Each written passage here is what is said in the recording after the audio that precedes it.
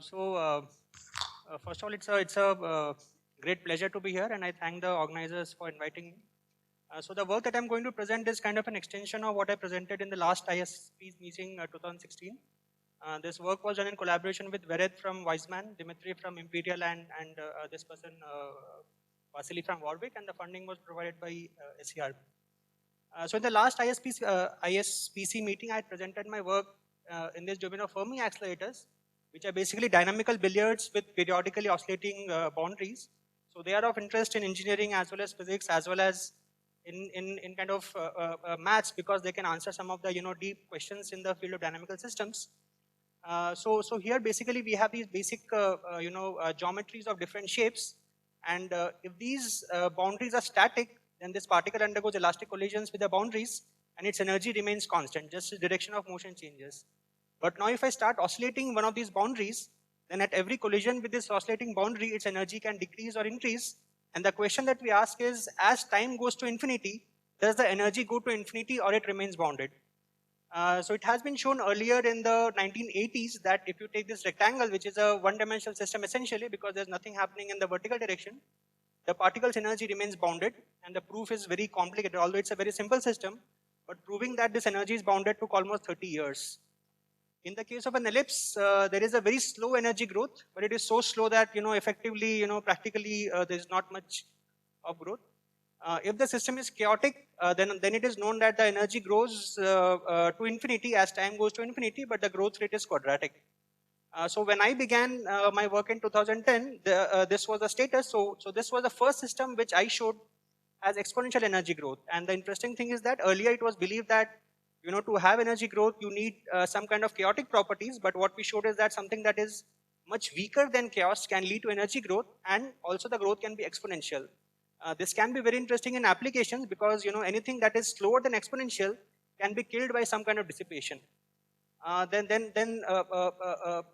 a few years, my collaborators came up with this system, which is known as a mushroom, which has a mixed phase space, and here also they showed that the energy growth is exponential.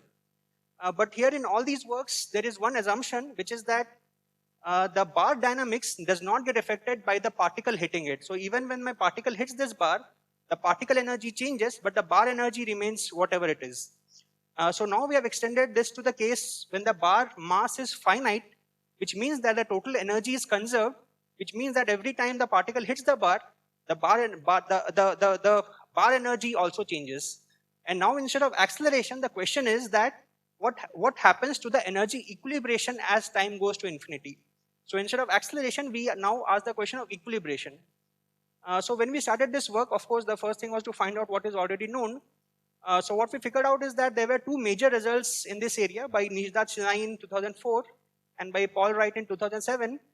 And what was known is that if you have this system which is ergodic, and you have this boundary which is oscillating and it has a finite mass, then there can be some kind of adiabatic invariance which can prevent equilibration of the system on time scales which goes as 1 by m to the power 0.5. So here this wall mass is assumed to be 1 in some arbitrary units, and this small m is the mass of this particle. And the idea was that, so on time scales of 1 by root over of 5, there is no equilibration because you have this adiabatic invariance, but it was a kind of conjecture that maybe on much longer time scales, there are higher order corrections to this adiabatic invariant which might lead to equilibration, but it was never really tested. So in order to test this theory and to see that can there be systems which equilibrate much faster, we have studied three kinds of systems. One is this thing which we call the springy Rob. So Rob stands for rectangle with an oscillating bar. In the infinite case, this is known to have exponential acceleration. And we have another system which is known as a mushroom. So this incorporates both a mushroom and what is known as a stadium. So when this parameter W is equal to H, then it becomes a stadium. But when it is of a value different from H, then it is a mushroom. So the mushroom is known to have exponential acceleration and it is non-ergodic, whereas the stadium is known to be ergodic and it has quadratic acceleration. So in the same system, we can incorporate two different kinds of properties and hence study what happens when we take different values for this W. So we have done both simulations, and also we have a mathematical model whose results match pretty well with simulations. So in order to model the rate of energy change of my bar, I am modeling my bar to be connected to some kind of a spring with spring constant K. My mass is assumed to be 1, so there is no M over here. So YB is my vertical motion for the bar. So I have a simple, simple harmonic equation, and on the right hand side I have a forcing which comes because of when my particle interacts with the bar. So every time my particle hits the bar, I have a certain change of energy in my bar. And in order to find what this function is, I use what is this Anosov-Kasuka invariant, which says that as my particle goes around, this EP, which is the particle energy to the power d by 2, d is the dimension of my system, multiplied by the phase space of the component, which is chaotic. So now one interesting point, important point to note over here is that this mathematical model is strictly valid when my particle mass m tends to 0. So in the case of mushroom, we have this model, but it works when the mass goes to 0. But interestingly, in the case of Rob, this model, although mathematically it was derived for the m equal to 0 case, but we have numerically verified that the same model works for any mass. So that's a very good thing that for the Rob, we have a mathematical model which works for any mass, but for the mushroom, we have a model which works for which works when the mass is tending to 0. So now we did some numerical simulations, and this graph shows the equilibration of energies. So this y-axis is EB, which is the energy of the bar, and this x-axis is time. So we have normalized the total energy to E. So this total energy is E. So this green curve is for the stadium, and the red curve is for the mushroom. So as we can see, as time goes longer and longer, the energy of the mushroom and the stadium both tend towards 0.5. The main reason why I have clipped this graph over here and not showing a longer graph is because we are still not very sure whether this EB becomes exactly 0.5 or is there a small shift from 0.5. So that is something that we have not yet verified, but hopefully in a week or two we should be able to figure out what exactly is going on. So now the question is that, so we have shown that when the bar mass is finite and the particle mass is non-zero, then both the stadium and the mushroom equilibrate. But the question is, how do we connect it to those theories by Sinai and Nisda? Because they showed that when the mass tends to 0, then the equilibration rate also must tend to 0. So for that, we did this analysis. So we plotted the equilibration rates for different values of the particle mass. And when we do a extension towards this point, what we find is that for the stadium, the equilibration rate essentially tends to 0. So although this is not exactly 0, but it is very, very close to 0. Whereas for the mushroom, as we go backwards, we find that it hits the y-intercept at a value different from 0. So what we find is that we are agreeing with the theory of Nisda and Sinai, which show that for ergodic systems, the equilibration time essentially goes to infinity as the particle mass goes to 0. But for non-ergodic accelerators, we find that there is a finite that we have a finite equilibration time even when the mass is tending to 0. So here, what we find is that non-ergodic accelerators can have better equilibration properties as compared to ergodic accelerators, because in StatMech usually we think that if you have good ergodic properties, then you will have much better equilibration. But what we find is that there can be a class of systems where non-ergodicity can be much better in sort of having equilibration of energies. So similarly, for the case of the rectangle with the oscillating bar, so here interestingly we find that the equilibration rate is independent of the mass, which is a very powerful thing. So this graph shows curves for two different initial energies. So this is for the initial energy 0.9. This is for the initial energy 0.1. So this green curve is for the mass 1e 10 power minus 1e minus 7, and the blue curve is for the mass 1e minus 5. And this black curve, which is perhaps not very clearly visible, but if you see there is a small thing, it kind of comes out over here. So the rates which are predicted by our random process model and the rates that we get for two different masses are kind of matching very well with each other. So this is again a kind of a non-ergodic system, and we find very good properties of equilibration in this system. So the main conclusions that we draw over here is that non-ergodic accelerators equilibrate faster than ergodic accelerators.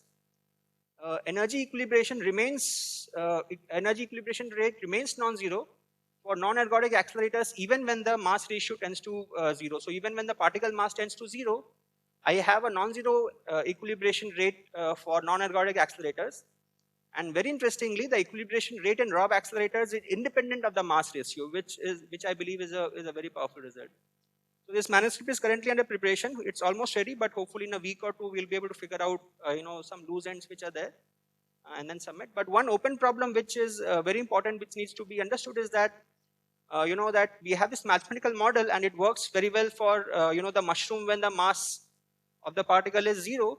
But how do we incorporate finite mass effects into the random process model? For example, I have this curve over here. So right now I'm able to predict only these values on the y-intercept, but it would be very nice if I can even predict these equilibration rates, and then verify whether it matches well with the simulation. So this is an open problem which is still not been figured out, which is hard to do.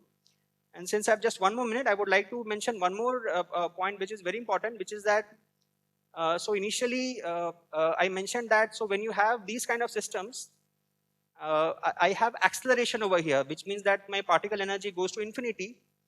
But here I'm saying that when my mass tends to 0, then the equilibration rate also tends to 0, or it there is no acceleration. I have equilibration. So here it is very important to understand that these two limits are not quite the same because when I'm talking of equilibration over here, when I'm talking of equilibration, I am fixing my ratio of initial bar energy by the total energy. So I'm kind of saying that for all different mass ratios, my EB by E is always, let's say, either 0.1 or 0.9.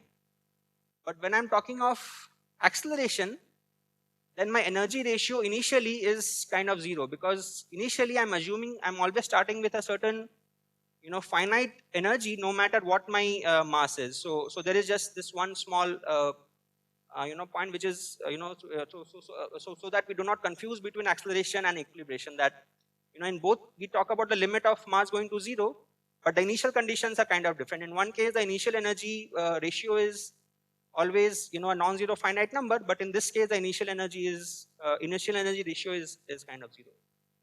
So that's all I have to say. If you have any questions, I'll be very happy to answer.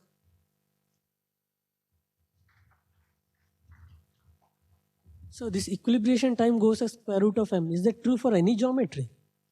So we have not verified for any geometry, but there is a theorem in these two papers which say that if your system is ergodic, then on time scales which goes as root over of m, there will be no equilibration. So at least for the ergodic case, we have a theorem that it should go as root 5. But for non-ergodic case, we have been able to verify for one system that it goes as root m. But as I said, there is another system where it is independent of m. So for the ergodic case, it should go as root m. For different systems, it should go like that.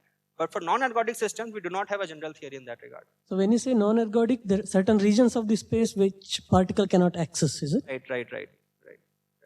And I mean, do you know how to get simple arguments for how to get the square root of m? No, it's a very elaborate theory. We don't have any simple arguments for that. Yeah, a very involved theorem. It's a 28-page, proof that why it should be root m. So it's quite complicated.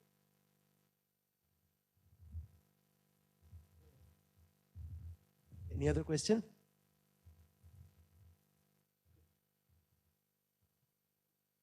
You're saying in like phase space it's non-ergodic, or just even in so how do you Space. Okay, how do you numerically it's established, or it's kind of obvious? I mean, so for the mushroom, we have numerical results and also a mathematical model. So we do not have a proof that the mushroom is non-ergodic, but there's a mathematical model whose probability distributions match well with the simulation results. So yeah, it's kind of far from being a proof yet.